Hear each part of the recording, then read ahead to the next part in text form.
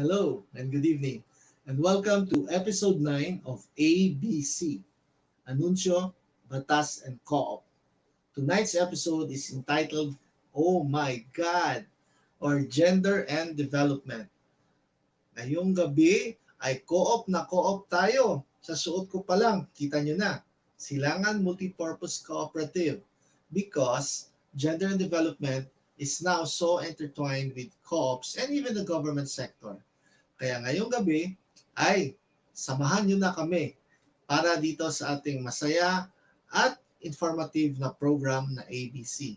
For those of you who do not know me yet, I am Attorney Blue Ventosa, a private lawyer for more than 20 years, a cooperative officer for about 10 years, and a public service advocate for 5 years now. Tutok na kayo kasi ang ating programa ay 4Ps. Ano yon? Yung panauhin, pangyayari, pasyalan, at yung paborito ko, pagkain. And we are also powered by 5K. Ano yung 5K natin? Kapamilya, kapuso, kabarkada, kapatid, at ka-co-op. So without further ado, join us. We'll start with our wow, or the word of the week. Kung ano yung ating word of the week ngayon, syempre, cooperative, kooperatiba. So ano ba ang definition ng cooperative? So here we see it. Meron tayong adjective, meron tayong noun. Of course, kapag adjective, willing to help or do what people ask. So, ganun din, no? Minsan pala dapat yung abogado, dapat cooperative din. Kasi ang daming problema ngayon, lalo na kahit ako, pupunta ako sa public attorney's office, sa Hall of Justice. Nako, siksikan doon, ang hirap talaga. Hindi na makakaya na ng public attorney's office. Kaya in my own little way, I'd like to help. Pwede kayong magtanong dito sa ating Facebook page. Pwede kayong tumawag sa aming telepono sa office. At pwede rin kayong mag-email sa davolawyer@gmail.com. What is the noun definition of cooperative? Ito yung ating dapat na importanteng i-memorize. Kasi cooperatives daw are people-centered enterprises owned, controlled, and run by and for their members to realize their common economic, social, and cultural needs and aspirations. So parang si Kennedy, ask not what you can do for your country, but what your country can do for you, or yung kay Lincoln na government for the people, by the people, and yun. Ang kailangan natin is magtutulungan tayo. And right now, we know our cooperatives are really flexing their muscles, especially with gender and development. Alam natin ngayon, bago tayo pumunta sa ating main topic, ang ating Bayanihan 2 ay pinirmahan na ng ating mahal na Pangulong Rodrigo Duterte. Ano ba yon? Yan yung Republic Act 11494, or yung tinatawag na Bayanihan to Recover as One Act. Kasi alam natin, yung sa Bayanihan 1, yun yung Bayanihan to Heal as One Act. So, nag-heal na kaya tayo? Makaka-recover ba tayo? Ano bang meron dito? Meron daw 165 billion at meron ng available agad na 140 billion. We will not tackle so much on this. We will continue this next week. I'll just announce and share with you kung ano pa yung mga ibang allocations nitong ating bayanihan to recover as one act. Ang bilyon-bilyon na pala, no? Dagko na kay kantidad, murag di naman nato ni mabutang sa atong bulsa. Dako na kaayo. Unsa pa may laing mga appeal diri sa mga ipanghatag or ipanghinabang sa ato ang bayanihan to, no? So, of course, katong atong SAP, katong atong SAP nga gitawag, nga atong second tranche na daw, no? I think it's between 6,000 to 8,000 pesos. Ngayon, baka the same amount pa rin. Dili ning katong SAP nga suod ang priority ha. So, para talaga ito sa ating mga nangangailangan, yung ating cash subsidy na 24 billion, second tranche na hinaot unta nga katog yung mga nanginahanglan ang matagaan, no? Dili itong katong adunahan. Kay ang adunahan kaya pa man siguro. We'll hope that our needy brothers and sisters will really get this what they can deserve kung maski unsa kagamay makatabang man lang. Oh, of course, please don't forget our physical distancing kay nahitabo karon taas kay pila sa mga money remittance center ug sa lain pang mga bangko ug sa lain pang mga opisina nga mo release og kaning ato ang SAP. Dili lang ta kalimot sa ato ang physical distancing. So unsa pa may na ihatag sa atong bayanihan to? Pila na pud ka bilyones na nadra 70 billion na pod sa low interest loans na. So una dito sa Land Bank of the Philippines, Development Bank of the Philippines, DBP, Small Business Corporation and Philippine Guarantee Corporation. So mao ni mga atong mga ahensya sa gobyerno, mga government-owned banks or financial institutions nga mohatag og loan na siya, dili na siya libre para ni nga mo bangon ang atong medium, small, micro industries and enterprises kay kabawta nga 80 to 90% sa atong mga negosyo kato na taong mga ginagmay, katong medium, dili kay itong mga adunahan nga dagko kay nga korporasyon. Again, I hope na maayong ni pag apod-apod dili ni sa kanang mga suod lang, no? O kanang unta pod mabayaran pod kay loan man na siya. Dili ta magsalig, dili ta maghuna-huna nga gobyerno nagpautang ani, di na nato ni bayaran, hinay kay ni sila mangulikta, hinay kay ni mo foreclose, ayaw in town, ayaw kay ngano man. Kay dili na matagaan ang uban nga maka-loan pod kung dili nato mabalik man lang ang kapital o gamay nga interest, no? So, unsa pay laing mga ipanghatag diri hinabang sa atong bayanihan to? Of course, para sa ato ang mga health workers, di na to kalimtan, no? Atong mga frontliners, atong mga doctors, atong mga nurses. Unsa may ipanghatag sa ilaha? Na 53 billion daw. 53 billion daw nga ihatag para ni sa mga PPE, para sa mga kaning mga kanang trabaho sa ospital, na ay insurance, na ay medical, na ay simbako kung mamatay, na po yung mga burial benefits. Sa atong mga kaigsunan mga farmers o sa atong mga agriculture sector, so may mga gipang hinabang 24 billion, no? That's only not for the farmers but apil na actually diha ang mga cooperatives kakahibawta daghan sa ato ang mga mag-uma o sa ating mga agricultural sectors are members of cooperatives. So hinaot ta nga matarong ni siya og utilize og hinabang og kanang makabangon yun, no, sa ato economic activity. 9.5 billion para sa transport sector. Ang transport sector kay bawta katong mga public utility jeepneys, drivers, taxi drivers, bus drivers, no? Dili ko driver ha, naka-blue lang ko pero dili ko taxi driver. Og dili pud ko si Willie nga naghatag ko kanang iyahang unsa mga hinabang sa 5 million. Grabe, no? Nag-abot na punan pa ba to ni Willie itong iyang gihatag, no? I think dito niya gihatag ang check kay sa akong favorite nga government official, si President Char, spokesperson si Sir Harry Roque. Hinaot unta mo hatag pagtabang si Sir Willie o of course atong gobyerno kay dili gyud ni kaya sa atong gobyerno lang. Dapat po ang atong private sector mag-partner diri sa ato ang government sector. So unsa pa may ang mga benefits, no, aside from kanang gipanghatag lang diri nga kwarta sa SAP or sa atong bayanihan to. Di ba katong sa bayanihan 1 naman tay mga moratorium sa atong mga utang na 90 days, no? Karon pila ka adlaw ka ang gihatag diri sa bayanihan 2? Napaghihapon ba'y moratorium sa atong mga loans, atong mga interest, penalties, and surcharges? Tanaw-tanaw ba kung naapatay grace period diri sa ato ang mga loans, no? So naatay 60 days. Naatay 60 days aron bayaran atong mga loans, kaning mga interest, penalties, and charges. Apil ang credit card ha, payments on or before December 31, 2020. Wala pa man gud ang IRR or katong atong ginatawag nga implementing rules and regulations. So that's why I will go deeper into this next week, especially on this grace period, no?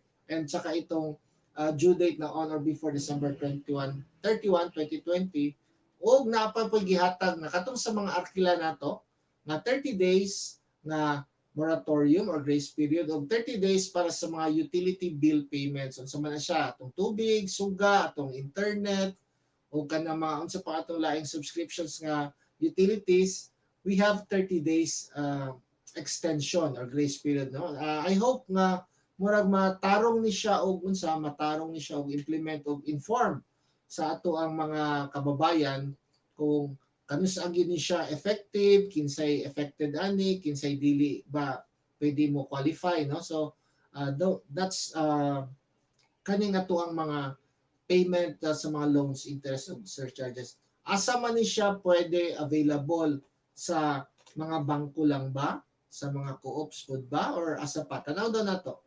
So pwede siya sa bangko, sa mga financing companies, real estate developers, insurance companies, pre-need companies, GSIS, SSS o pag-ibig. So kahibawta, no? Kana sila kaning ato ang uh, mga government and private institutions.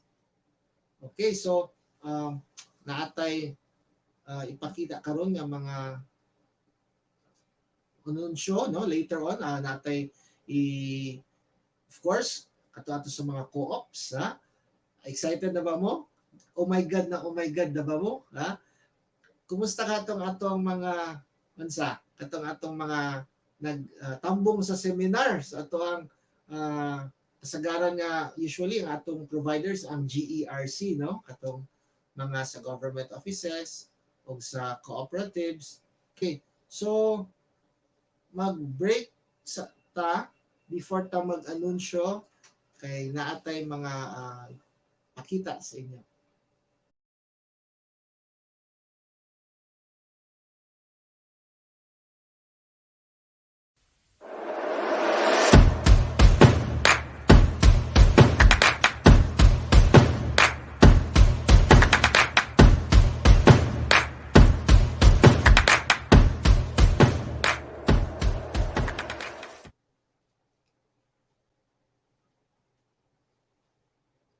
Okay, we're back. So ngayon, tapos na tayo sa ating mga preliminaries, yung ating word of the week, yung ating bayanihan 2. Of course, yung una nating letra, yung A, yung anunsyo. Siguro ngayon, sabi ko nga, co-op na co-op tayo, no? Silangan pagyud, no?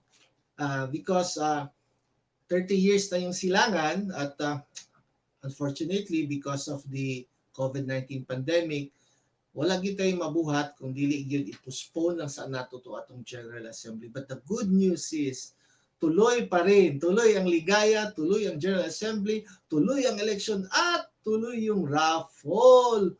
Daghan kay tag mga papremyo sa atong raffle, no. Mao ra gyud nakasagaran mo adto sa mga General Assembly pag ginahuwat.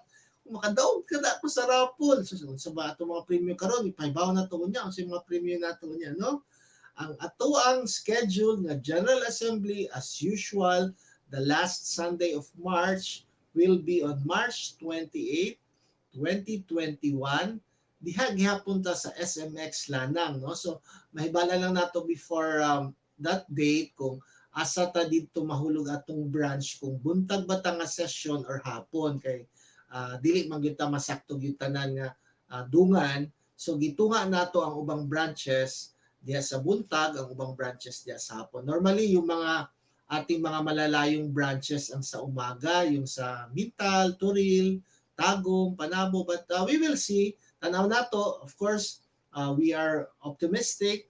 We hope that we will have the vaccine na po. Kung wala pa, of course, kanatong physical distancing, no? unsa kaning unsa kaning mag-eleksyon nga nakamaskara ang mga kandidato, unsa na lang pagkaibaw sa mga tao kung kinsa na ilang botuhan.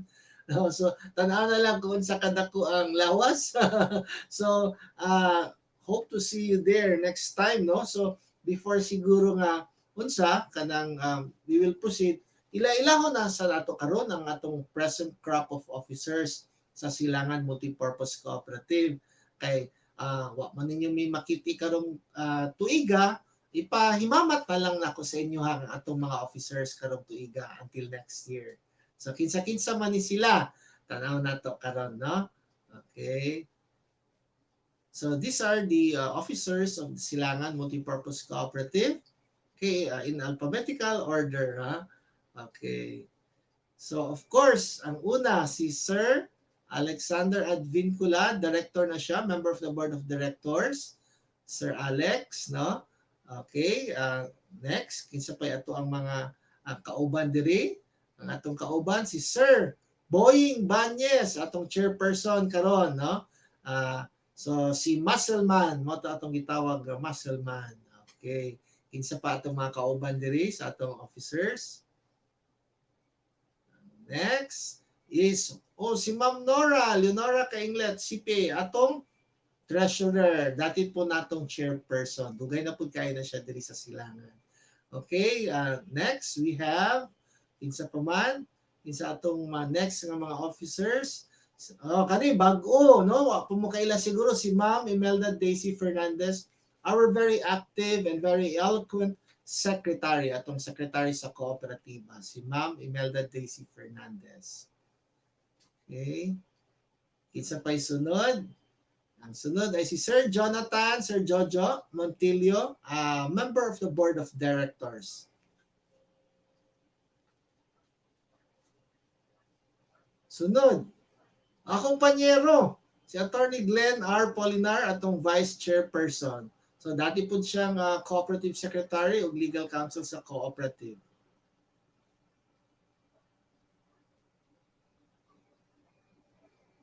Usa na pod ka CPA and MBA si Sir Gerson Remo, a member of the board of directors.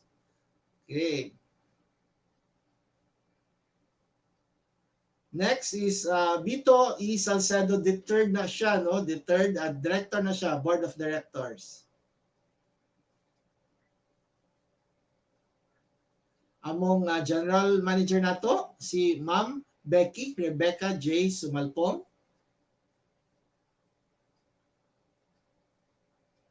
And last but not the least, so ay pagdapig-dapig, Attorney Jose Vicente C. Ventosa III, member of the board of directors. Okay? So medyo dugay-dugay na pud ko diri sa Silangan o nakahimamat na pud nato ang atong mga laing kauban sa kooperatiba.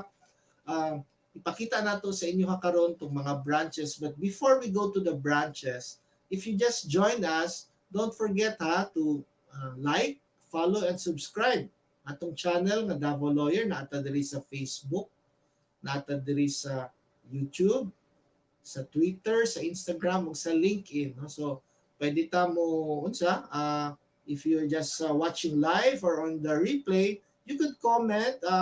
Pwede ta mo tubag sa inyong mga pangutana nga libre as much as I can if I go online. And if you are watching on the replay, just put the hashtag replay aron makahibaw ta na replay nyo kita ng ang nindot ayo kalintig yun kung asa mo dapita sa kalibutan nga naminaw kay kahibaw ta nga atong broadcast dili lang diri sa Davao, Luzon, Visayas or Mindanao, pilnata sa tibuok kalibutan. So sana gawin niyo itong bisyo every Friday night, ABC, dito sa ating Davao Lawyer Facebook, YouTube, Twitter, and Instagram channel. Okay, so pahabaw na to karon kung asa itong mga branches sa ato ang mga Silangan Multipurpose Cooperative. Kay kung membro na mo or gusto mo mong pagmamembro, naata diri ang mga address o angan sa ato mga manager, or maski kinsa inyong gusto duulon diha kung gusto mo mag-inquire sa atong mga bagong products, gusto mo mag-inquire sa ato ang mga moratorium, gusto mo mag-inquire sa ato ang mga other investments, ayaw kauaw, doon lang anhilang mo diri sa mga different branches na to. Okay, so let's roll our different branches of Silangan Multipurpose Cooperative. The first is, of course, letter A, Araulio branch. Ang atong manager si Ma'am Dalia, si Ma'am Dali Malyari na ata diha sa SMPC Building 1. Ang address nasa 236 Araulio Extension, Davao City. Ug na diha ang phone number makita ninyo. Okay? So dali lang kaayo makita na kay bago atong building dito dako kaayo. Ana, mo ni ato ang mga staff on atong building sa Araulio branch. Ayaw na mong duha-duha adto lang mo dito. Right now we are operating Mondays to Fridays 8:30 to 4:30 p.m. Okay, ang next, of course, atong Bankerohan branch, ato agyapon ng building, no? Ang atong manager si Miss Irish Lee Estrelioso. Ang address, doors 1 and 2, SMPC Building 4, San Pedro Extension, Davao City. Napo diha ang iyang phone number. So, dako po nga branch, dako ang parking diha. Kung gusto mong magdaog sa kanan, walay problema sa parking. Okay. So our next branch is, nandito yung ating photo, no? Ang ating Bankerohan branch na diha ato ang doors 1, 2, and 3 na atong staff, atong managers, ang atong mga CI collectors, no? So, ana mo diha, if you want to inquire how to be a member, ato lang mo sa Bankerohan branch na to. Okay. Unsa man ang next? Oh, Bonifacio. Ang atong manager si Miss JBC Nagalisa. Ang atong address na diya sa ground floor, Galicana Building, Bonifacio Street, Davao City, and we have the telephone number there. So, ground floor lang din ito, hindi tayo mahirapan. Unlike sa other mga offices nga maglisod in town tam, ato tag second floor, ato tag third floor, gihimo ginamo na siya na convenient sa ato ang mga members, our senior citizens, our persons with special needs, aron convenient o easy nga mo adto sa atong mga branches. Okay. So next is our Buhangin Laverna branch. Ang atong manager is Miss Grace El Mingo. Ang building, may-ari din ang Silangan, ang ating SMPC Building 2. Nana siya diya sa Kilometer 8 Carlos P. Garcia Highway, Buhangin, Davao City. So, madali lang siya makita kasi kung papunta kang airport on the right side, just after Laverna Subdivision. So, tanaw nato ang ilang hulagway, mo natong building, no? Ground floor gihapon. Makita nato na diha si Ma'am Grace o ang ato ang mga kauban diha sa Silangan nga Laverna branch. Okay. Next is another branch in Buhangin, Kilometer 6 branch. Atong manager si Miss Eden R. Paradela. Naani siya nahimutang sa ground floor, Greg Ross Building, 63 Waling-Waling Street, corner Carlos P. Garcia Highway, Buhangin, Davao City. Actually, kung gikan mo dumanlas, gikan mo SPMC Pasaka mo, makitaan dahil na siya sa atbang pod ang atong branch. No? So, ground floor lang gihapon, dali lang kayo adtuon. O naghapon tayo parking diha, tanaw na to ang ato ang Kilometer 6 branch. Okay, yan yung pictures ng ating mga staff, managers, accountants, and the CI collectors. Kilometer 6 Buhangin branch. Okay, next is layo-layo, no? Kalinan. Oh, laki na ni atong manager diri, si Dennis S. Ferril.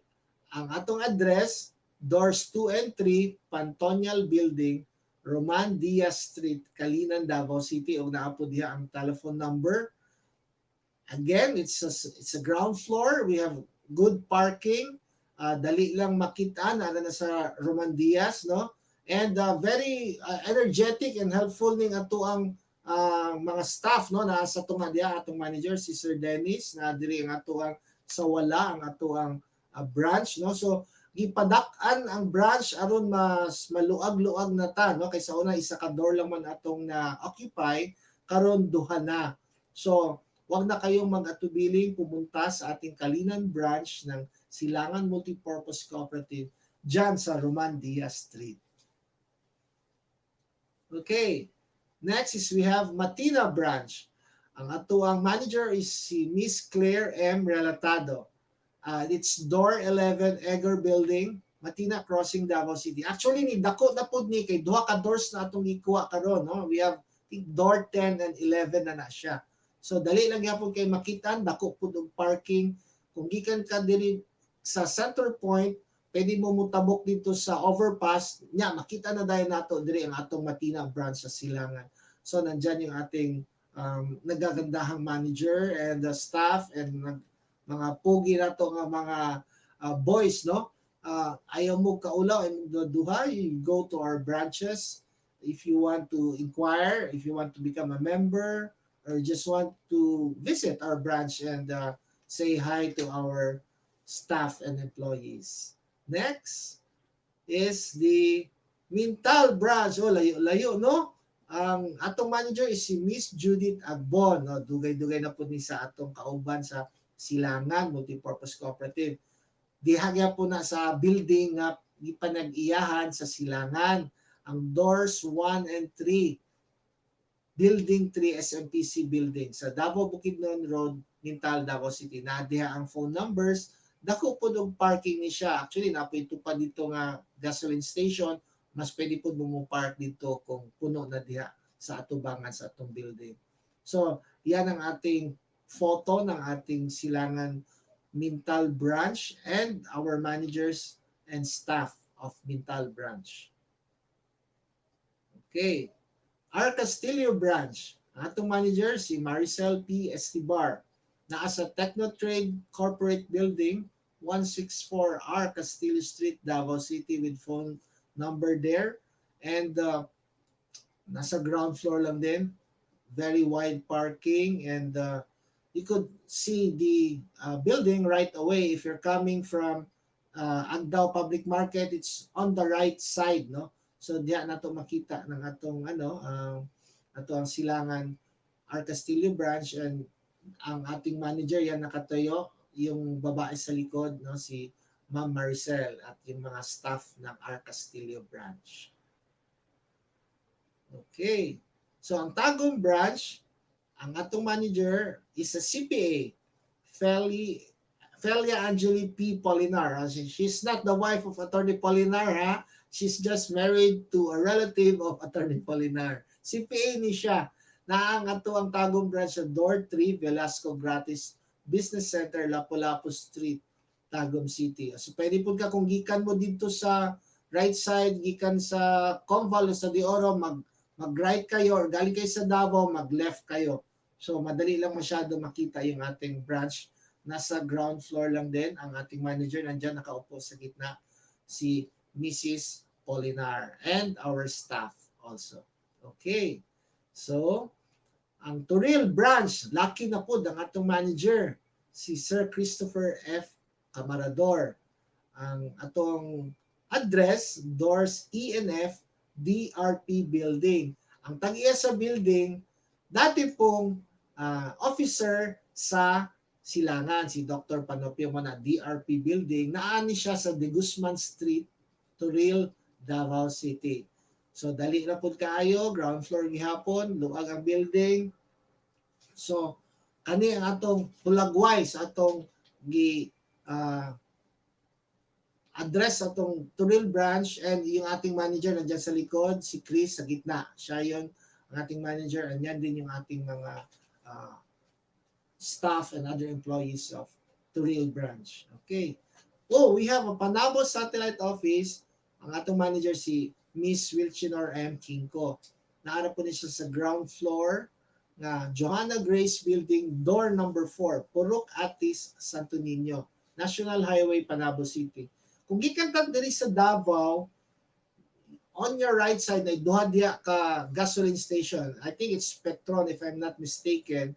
Dito na to makita-an tong atong branch na diha, atong this is our newest satellite office sa Panabo sa ground floor. There's our manager sa gitna, si Miss Chinor, no? So you could go there if you're part of Del Norte or kung gusto mo na mo diri dapit siguro sa Bunawan, diri sa Tibongko, nga di na mo gusto mo anhi diri sa downtown, pwede na mo ana diya sa atong Panabo Satellite Office. Okay, so those our branches, and di ba nag-iskot ko ganina nga naatay raffle? Kay bawa mo kung unsay atong mga premyo sa atong raffle. Uh, Bidaw, tanawon ta daw sa March 28 na ha, 2021, ang atong raffle dungan sa atong General Assembly. Unsa man ang ato ang mga premyo, tag 50 pesos ra, no? Yung sinabi ko mga branches kanina, pwede kayong pumunta doon, pwede kayong tumawag, pwede kayong maghatid kung pwedeng ihatid, no? Bumili ng ticket, 50 pesos lang ang first prize, Toyota Rush. Ang ikaduha, second prize, Toyota Wigo. Ug atong third prize is a motorcycle, no? We also have, ayan, kita nyo, ang ganda. Yung grand prize natin is a Toyota Rush. Sunod, Toyota Wigo. Sunod, motorcycle. Sunod, mga iPhones o mga Android phones ang atong mga consolation prizes. So, palit na mo o ayaw lang isa, daghana na. Pwede isa ka booklet na. 500 raman na. You have 10 chances of winning. Kung sa iba, yung 500, isang raffle entry ka lang dito sa Silangan ng 500 ninyo. 10 entries, 10 chances of winning. I hope to see you driving those new cars or that motorcycle next year. Okay, so I think that would be all for our anunsyo. We will now go to our main portion, yung sa ating batas. But before we go to the batas, yung ngayon lang na nag-tune in sa atin at hindi pa nakakilala sa akin, ako si Attorney Blue Ventosa, isang private lawyer, isang cooperative officer, and public service advocate na nagwe-welcome sa inyo dito sa ating programang ABC or Anunsyo, Batas, and Co-op. Live tayo every Friday night at 7 p.m. sa Facebook, sa YouTube, sa Twitter, sa Instagram at LinkedIn. Davao Lawyer lang. Madali lang masyadong ma-remember. And we also give free legal advice. Pwede kayong mag-message sa akin dito sa ating Facebook para masagot natin when we are online. So, we will now go to our batas portion, atong GAD, no? Unsa man ni siyang GAD? Unsa ang basihan atong gender and development? So, ang ating binabasehan dito is Republic Act 9710 or yung ating Magna Carta for Women. So, daghan naman tag na nadungog no nga Magna Carta for teachers, Magna Carta for inventors. Of course, na po tayo Magna Carta for Women. I think this was the time of then President Fidel Ramos. No? So in fairness to him, military man to siya, astig siya, pero murag na po na siya soft heart dahil siya para kababaihan kay dito magod sa iyang time nga murag na develop yun ang GAD ng atong ginatawag nga gender and development. So kung tatanungin tayo kung ano itong GAD, ito yung GAD, ano yung GAD? Ito yung development perspective that's participatory, empowering, equitable, sustainable, violence-free, respectful of human rights, supportive of self-determination, and actualization of human potential. So, it's a mouthful, no? But I know it's very hard to say that it's only lip service, pero makita na nato karon nga more or less naga-involve ug naga-develop, naga-improve na pod, no? Ang atong rights and opportunities for women and for them to level up, no? Although naamang gihapon yung usahay ng atong mga violence and discrimination, but slowly but surely, in cooperation of course with cooperatives and other government agencies, na tagaan na gid og pagtagad ning atong GAD, no? Gitagang pagtagad ang GAD. Okay. So, ang next nato nga balaod is ang EO 273 na naamang goy gitawag nga PPGD katong sa time ni gihapon ni President Ramos nga Philippine Plan for Gender Responsive Development. So, parang pinalakas, level up nitong EO 273 itong PPGD kay kani siya is a 30-year program for Gender and Development, 1995, Kutob 2025. It was issued September 9, 1995. Gi-outline dito ang mga pulisiya, strategiya, programa o proyekto na dapat himuon sa gobyerno para i-adapt o enable atong women to participate in and benefit from national development. So ngayon nakikita natin na marami na rin mga women's na siguro higher ranking positions sa politics, no, sa sports, and sa iba pang mga uh, professions. Akala natin na para lang sa mga kalalakihan, katulad ng mga driver, mga crane operator, no, mga heavy equipment, naanap po yung mga babae nga nagatrabaho o nagabuhat ana, no. But we will see, no, kung unsay kalainan later on diri sa sex and gender. Kay kung magsulti magutang gender, maglibog pa taon sa tong sex, no. We will just briefly differentiate sex and gender without going to the details. Kay kaning mga sa sex and gender mga diha gid siya sa mga ato mga eksperto nga mga trainers sa gender and development like GERC, atong other mga co-ops, ang atong CDA, ilaha gining forte kaning gender and development. So briefly lang, unsa may kalainan sa sex ug sa gender. So ang sex is a biological concept based on biological characteristics like difference in genitalia in male and female. So men have penises, women have vaginas and ovaries, while gender na pod primarily deals with personal, societal, and cultural perceptions of sexuality. Kung kita, di ba, maghimutag account sa Facebook or sa Google, di ba, aside from our name, our mobile address, sex, ginapangutan na ta, di ba? Aside na ay male, na ay female, na ay would rather not say, di ba? Naapagin dito'y custom. Kay ba mo sa Facebook, murag 53 na yata nga atong pining-pilian, nga ato ang gender, no? We have male, female, asexual, katong queer, no? Trans woman, trans men. So, I think wala na may problema na dapat magrespetuhay lang ta, no? But mas importante nga kani kanang tabangan punta sa gobyerno mo na nga naatay mga ingani nga mga programa.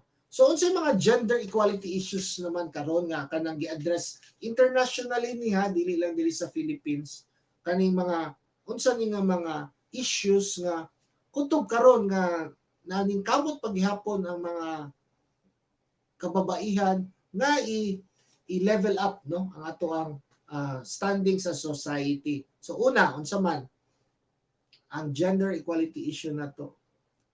Violence against women. Kana gyud, no? Maybe we'll tackle that next week, no? Katong mga violence against women and children. Naagi hapon dili lang physical violence sa kulata, sagpa, sumbag, sipa, no? Naagi hapon to mga psychological, natoy economic, no? Dili ka taga-kwarta, di ka patrabahoon, o lain pa. Of course, aside from violence against women, naapod tay kaning gitawag na sexual harassment. Naalang gihapon ni, but normally sexual harassment comes with persons or positions of authority of superiors and subordinates, like manager niya laki, ang empleyada babae, no? So kanang chansing-chansingan, unsaon ba diya kanang ginatagaan og mga laing istorya or kanang ginahipo-hipuan na, no? Sometimes sa mga sports, no, sa mga swimming, sa running, kanang mga even same sex, no, nahaharas din yung same sex and the other way around. So we will tackle them next week. Gender balance o gender representation. Unsa may kalainan ani, siguro ang nindot nga ehemplo diri sa atong mga co-ops, we have like for example sa atong Silangan, medyo daghan ang mga officers nga lalaki pero daghan pud tag managers nga babae. Ang lain pong co-ops na apoy halos tanan babae na ang ilahang mga officers o wala na laki, o na nga as much as possible dapat naagi balance, although maglisod magitanig 50-50, no, but as much as possible dapat may kalalakihan, may kababaihan at may representation din yung ibang mga genders. Lalo na, di ba, remember natin yung mga kontrobersiya noon sa mga uh, restrooms, no? May male, female, or gender. Naliman ka, kung taga na to, kada isa ka gender nga isa ka restroom, katawag misulti nga 52 ka buok nga gender, na mahurot na lag CR ang isa ka establishmento, kay para lang tagaan og CR ang kada gender. So that's pushing it to the limit, no? So next, unsa pa man ang mga issue sa kaning gender equality issue, wage gap, no? Dugay ra gyud na sa una pa na kutob karon, murag mas taas gyapon ang sweldo sa mga kalalakihan kaysa kababaihan. Ngano kaha ambot lang ano, maybe it's stereotyping, maybe it's masochismo or unsa, but hopefully murag daghan naman puntag mga women, no? Like for example, you have now lots of women lawyers, lots of women physicians, CPAs, businessmen, architects. So I think it's about time na mo unsa pod makita na nato ang mga talents of strengths atong women, no? Para mawala or magamyan nila natong wage gap. Unsa pa? Women's health. Ngano man kay bawta aluy taon ning atong mga mothers, ang atong mga single moms, sila na yung naglalaba, sila na yung nagluluto, tapos mamalengke pa, mamlansya, si papa o si daddy, wala, tulog-tulog lang, kain-kain lang, no? Tapos, kung ano-ano pang ginagawa kay mami sa gabi, daddy si baby, daddy din si daddy, ewan ko ha. So, yan talaga, ano talaga, no? We have to value women's health. Dili di any basta-basta lang. There is a classic video na parating pinapanood namin sa ating mga gender and development trainings, yung Impossible Dream. Tanawa na ninyo na siya short version na 4 minutes na long version nga 8 minutes. Animated ni siya, no? Una murag kaning na luoy kayo ang inahan, ang babae kay siya na tanan, daltan lagi, dalatanan, ihanatanan. Pero in the end, nagtabang pod ang si papa, ang lalaki sa paglaba, sa paghugas og plato, pagluto, pagbantay kay baby. So, impossible daw yan. Baka, o baliktad, naapoy uban nga laki nga inatay, naapod kay nga, naamang pod that we are more concerned with women's health. So next is, katong work-life balance. Murag connected po niya sa women's health, no? Kay sinabi natin kanina na nagwo-work na lang parati si mami, si daddy nagpa-golf lang doon, no? Painom-inom, di ba? So, wala, disbalance. Doon gihapon kay mga babae kay in favor gihapon ta sa mga laki.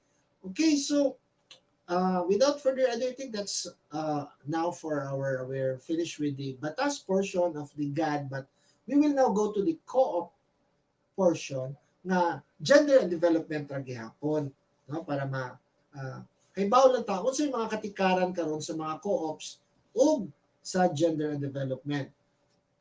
Actually, this is also just a continuation of our batas.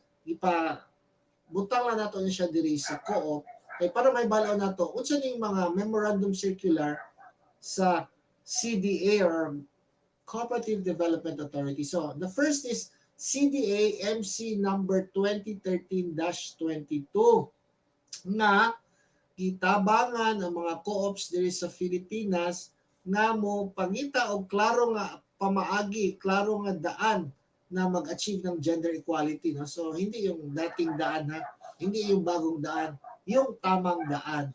Yun ating dadaanan talaga sa para ma-achieve natin yung gender equality. So gihimo na gyud siya kanang directive sa CDA. Unsa man ang mga features aning diri sa CDA Memorandum Circular number 2013-22. Una is kanang i-disseminate daw sa co-op ang GAD mandate, katong GAD, no? Gender Development Mandate sa gobyerno para ma-ensure ang promotion sa gender equality and institutionalization of GAD in policies, programs, and other activities of co-ops. No? Kay baluta, especially in government, there are lots of budgeting, no? Kanang mag-approve og budget, mag-submit og mga plans and programs. Karon diri sa CDA MC number 2013-22, gitagaan gyud siya og priority o special attention nga kinahanglan nakaangkop talaga sa GE and GAD yung mga policies, programs, and other activities of co-ops. Pangalawa, ano yung mga salient features ng memorandum circular na to? I-monitor ang progress ng implementasyon of GAD programs and activities towards achieving gender equality. No, I know it's a very hard and difficult task, but kung wala may magsugod ani, wala nagi kapaingnan pod, no?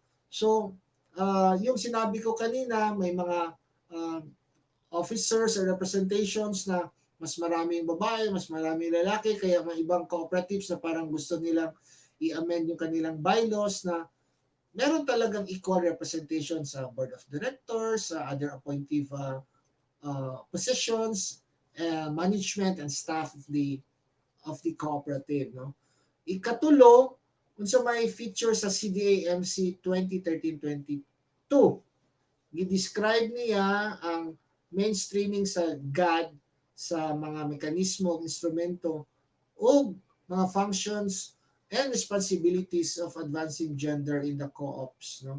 So we know that co-ops have this CSR, katong cooperative social responsibility, ug naapuntay katong ginatawag nga CDF. No, it's not the Congressional Development Fund, it's the Community Development Fund. So para ding mga congressman pala itong ating mga co-ops, no, meron ding fund. No? This is a fund that we use for social programs. In fact, karon nakatabang ni atong CDF sa atong mga ayuda, sa atong mga uh, pamugas, sa hatag og financial assistance, medical assistance.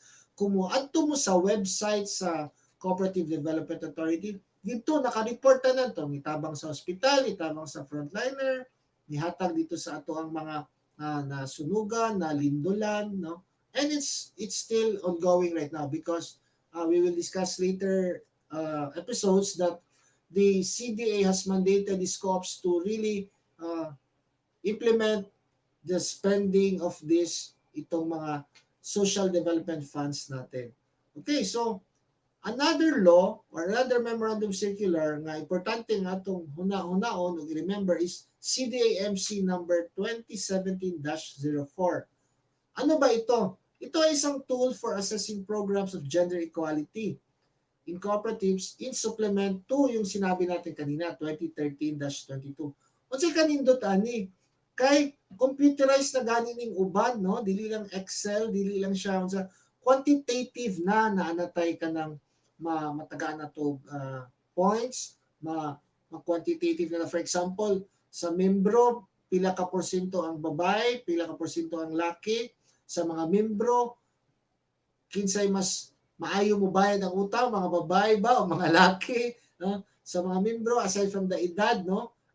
Kinsa ang mas taas o kaning life expectancy. So magamit na nato na ato nang gitawag na katong sex disaggregated data, no? But importante lang diri katong unsay paggamit ani para bag-o ra gyud kay ni siya, no? In fact, the CDA is encouraging the cooperatives. Halimbawa dito sa ating Region 11, we have Regional Director Elma Ogis and the other officers like Tony Escobar and Miss Joanne Budo and the other CDS nga nangita sila karong mga cooperatives nga mo model aning atong tool, no? Kay daghan man pud nagatabang magud pud ng develop ani aside from CDA na ay Asian Women in Co-op, na atoy Swedish Co-op Center, no? Kaning GERC, no? Katong atong isod og atong partner co-ops. So nagtabang-tabang ning mga international ug national agencies and non-government corporations and co-ops nga mahimo ning ato ang tool for assessing progress of gender equality. So actually naray upat ka components, no, katong diri makita nato unsa tong mga components aning tool. Katong una, gender information, which is actually the cooperative information, no, katong maganda ito kasi without looking at gender itself actually, kung gusto mo tingnan lang yung itong components na ito, makita na nimo ang whole picture kung unsa ni siyang klase nga co-op, kano sa ni siya gitukod, kinsa ang mga officers, no? Kay namatay kaning iyang information. Ikaduha, ang level niya of gender equality, katong akong gisulti kanina porsyento sa empleyado, sa officers, sa members nga bayig laki. Ikatulo, naatay scoring mechanism katong atong gisulti nga quantifiable na siya, makita siya, let's say for this range between 1 to 5, good, 5 to 7, very good, 9 to 10, excellent. So, makita karon ang overall interpretation, of course, interpretation niya. So, diha na to makita tong atong mga development ba or nag-backtrack ba ta, nag-regress ba ta sa atong gender equality or sa gender development. And which is very important kaning SDD, no? Dili ni siya katong baliktad sa DDS. Ba? SDD, DDS o SBB? Ay, kumusta guys? Ako mga SBB nga mga brothers, no? Sunday Brotherhood Basketball. Wala gyud tayo basketball ani. Na manambok na ta, pero kato akong kauban dito sa Australia, sige lang itong dula, wa man sila physical distancing. Ay, kumusta mo diya, Sir Adi sa Australia, and other sila, Sir Ijan, no? Basketball gyapon dito sa Chicago, Illinois, you know. Hinaoton ta, magkita-kita ta, magduwa na po ta, makaduwa ta kung makatambok, makadagan pa maning tambok kung basketball. So, unsa man ning SDD, sex disaggregated data. Katong akong gisulti nga, katong mahibala nato, kung kinsa diri nga, let's say, we have not only the age, not only the economic status, but meron talaga siyang makita na, okay, who are the members 30 years old to 35 years old?